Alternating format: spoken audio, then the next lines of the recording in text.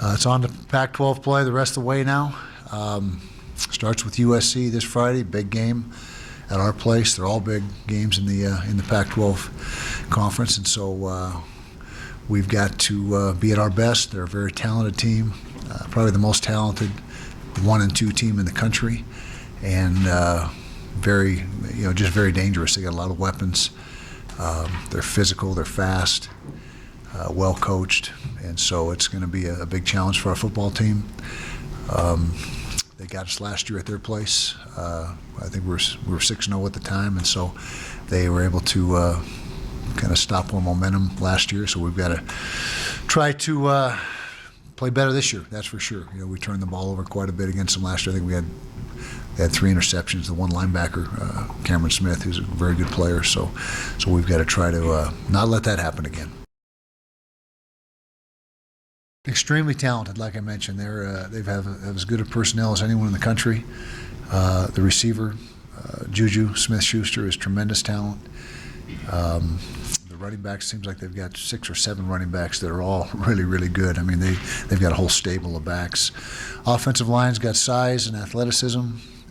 Defense, they're physical, and the secondary is what you get from them every year. Just a lot of talented guys back there in the secondary.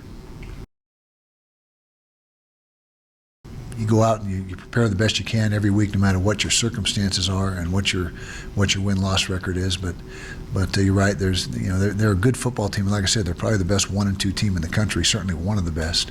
And they're dangerous, and we're fully aware of that. We don't really pay any attention to the record. We know what their capabilities are, and we're completely aware of how we need to play to be able to have a chance to win this game. Well, there's no shift in our approach. Our practice routine, our regimen, our process all remains the same. It's intact. So you don't prepare any differently or do anything differently within your system.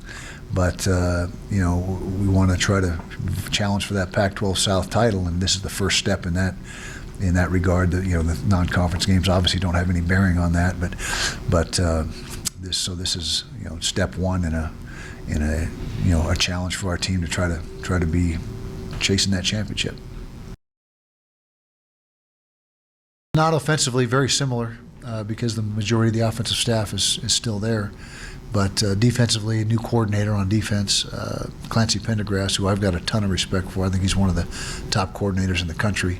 So you do see some differences in their defensive schemes. But and then special team schemes, John Baxter, who was there 2 years ago, took a 1-year deal at Michigan, is now back, and so there's a lot of carryover from what we saw 2 years ago, special teams wise.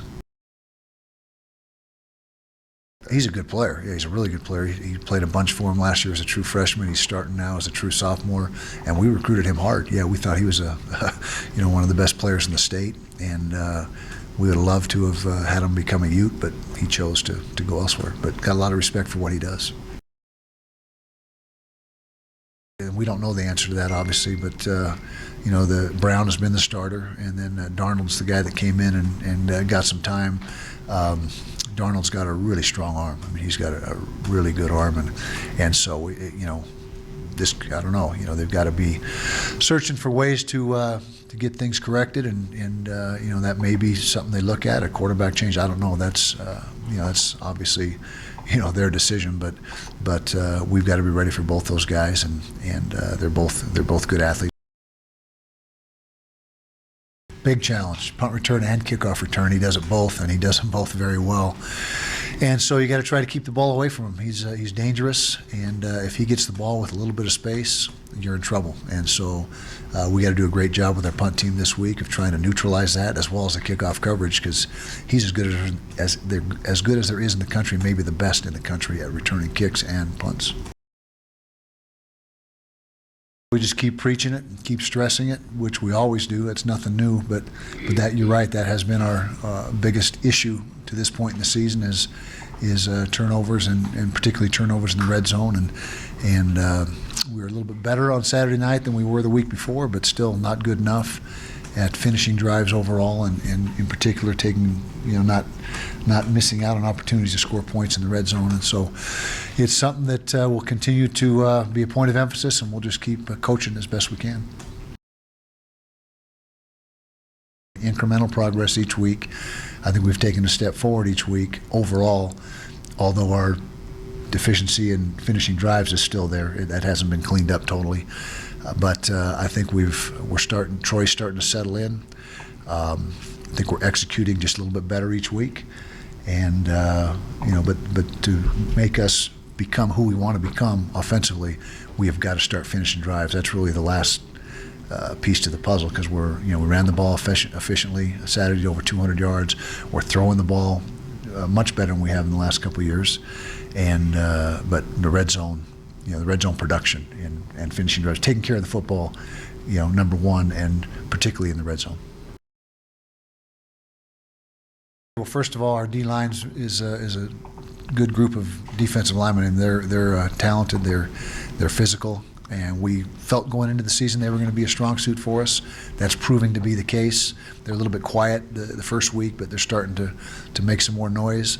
Coach Scally is more inclined to dial up pressure than what we did last year. I mentioned early in fall camp that Coach P is more a four-man rush and get it done with coverage in the back end, where Coach Scally is more willing and eager to bring five or more a higher percentage of the time. And so I think that's what you've seen so far. Well, I know that's what you've seen so far, and you can't do that unless the secondary holds up. And that's the key to being able to bring pressure, is you got to have confidence in your secondary. And so far, the secondary's held up very well. Well, he's a talent. First of all, he's got the whole package. Wide receiver, for a wide receiver, he's got size. He's 6'5". He can run. He's got exceptional hands. He runs crisp routes. He's a good route runner. He works hard. I mean, his practice habits are second to none. He works really hard in practice, and it's no surprise to us that he's performing the way he is. We expected that last year. We're hoping for that last year, but he wasn't available. We kept every week. It was like, is he going to be ready? Is he not? As it turns out, I guess it was a blessing that he wasn't, because now we got him this year for the entire year, and he's making the most of it so far. He's definitely our go-to guy to this point in the season. He had a very positive impact on that game. Caught 5 or 6 balls, and unfortunately didn't get a chance to return any kickoffs. We have him back there on kickoff return now. But I thought for the limited time he had to prepare and get ready, he made an impact and did some good things. And you're gonna see that. He's going to be a big part of the game plan every week going forward. And that gives us one more dimension out there that can complement Timmy Patrick.